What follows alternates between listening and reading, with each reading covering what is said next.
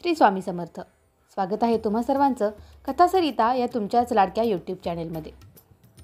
आषाढी एकादशी आणि पंढरपूरची वारी ह्या गोष्टींची सर्वच जण वर्षभर वाट बघत असतात. पंढरपूरच्या मार्गाने सर्व पालख्या ह्या प्रस्थान करतच आहेत आणि जवळच आलेली आहे ती आपली आषाढी एकादशी. ह्या वारीला आपल्याला जायला जमलेच नाही तर काहीच हरकत नाही. आजच्या ह्या व्हिडिओमध्ये तुम्ही जाणून घेणार आहात की आषाढी एकादशी दिवशी काय पूजा आणि विधी कोणत्या पद्धतीने करायच्या आहेत आणि आपल्याला वारी केल्याचं पुण्य हे एकाच दिवसात मिळेल. अशा सर्व गोष्टींची माहिती तुम्हाला ह्या व्हिडिओमध्ये मिळणार आहे. त्यामुळे व्हिडिओला शेवटपर्यंत नक्की बघा आणि आणखीनही सबस्क्राईब केलं नसेल तर आपल्या चॅनेलला सबस्क्राईब करा. हिंदू धर्मामध्ये एकादशी तिथीला खूप जास्त महत्त्व आहे. आपल्याला माहीतच आहे की प्रत्येक महिन्यामध्ये 2 एकादशी येत असतात. एक येते ती शुक्ल पक्षामध्ये आणि दुसरी कृष्ण पक्षामध्ये. अशा वर्षभरामध्ये 24 एकादशी येत असतात.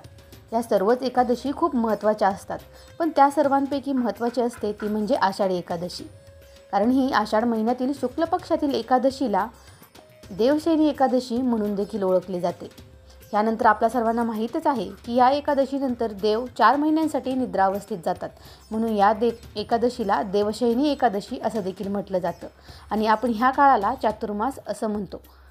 सर्वजण वाट पाहत असलेली ही आषाढी एकादशी विठ्ठलाचं दर्शन घेण्यासाठी लाखो वारकरी संपूर्ण महाराष्ट्रातून पंढरपूरला जात असतात. या निमित्तानं आपण देशभरातून अनेक पालख्या आणि वारकरी पायी वारी करून पंढरपूरला दर्शनासाठी जात असतात. शेकडो दिंड्या, पालख्या, हजारो वारकऱ्यांसह यामध्ये सहभागी होत असतात. देवशयनी एकादशी म्हणण्यामागे देखील एक कारण आहे.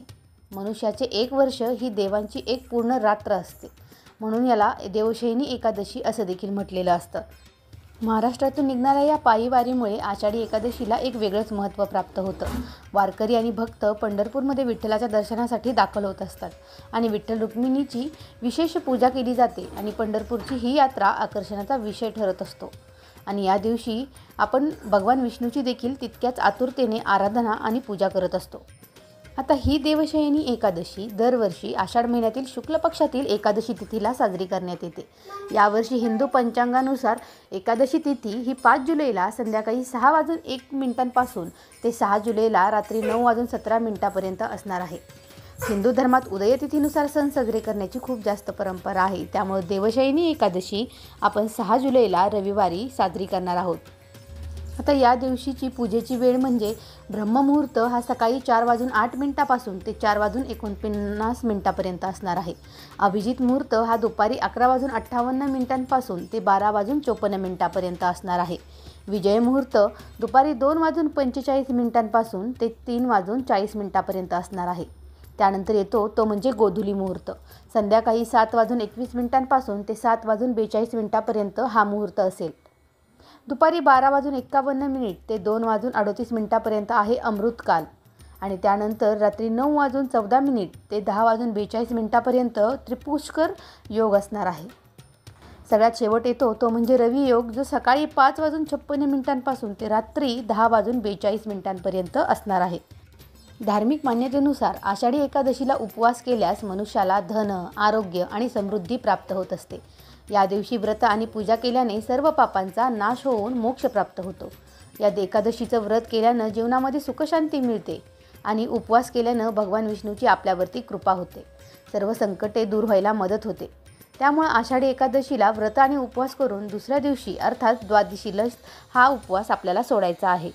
आषाढी एकादशीला संपूर्ण दिवस हा उपवास केला जातो.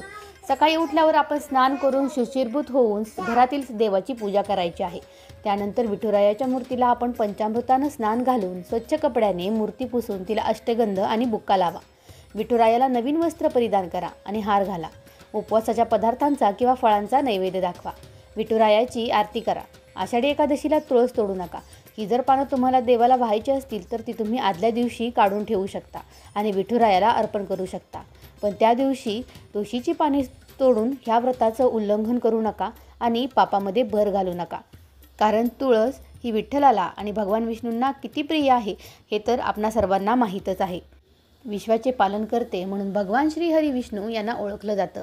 धार्मिक मान्यतेनुसार देवशयनी एकादशीनंतर भगवान विष्णू 4 महिने योगनिद्रेमध्ये जात असतात. या कालावधीला देवाचा निद्राकाळ असे देखील म्हणले जाते. त्यामुळे आषाढी एकादशीला देवशयनी एकादशी असे म्हणतात. भगवान विष्णू निद्राधीन झाल्यानंतर शिवब्रह्मांड चालवतात. म्हणून चातुर्मासाच्या या 4 महिन्यामध्ये भगवान शिवाची पूजा करणं विशेषतः फलदायी ठरतं. कारण की तेव्हा श्रावण मासही चालू होतो आणि त्या श्रावण मासामध्ये आपण भगवान शंकराची पूजा म्हणूनच काय की खूप जास्त करत असतो. त्यामुळं आषाढी एकादशीचे हे व्रत अतिशय मनोभावे तुम्ही घरच्या घरीच करू शकता. आपल्या सर्वांचा लाडका साधा भोळा विठ्ठल आपल्याला घरी बसून देखील प्रसन्न होऊ शकतो. त्यामुळे दुःखी होण्याचं काहीच कारण नाही. दिलेल्या नियमांचं काटेकोरपणे पालन करून तुम्ही ठरलेल्या मुहूर्तामध्ये आपली आषाढी एकादशी आनंदामध्ये साजरी करा. व्हिडिओ आवडला असेल तर ज्यांना गरज आहे त्यांना नक्कीच शेअर करा आणि तुम्हीही चॅनलला सबस्क्राईब केलं नसेल तर आत्ताच आपल्या चॅनलला सबस्क्राईब करा. तुम्हाला सर्वांना आषाढी एकादशीच्या खूप खूप शुभेच्छा. श्री स्वामी समर्थ. जय जय स्वामी समर्थ.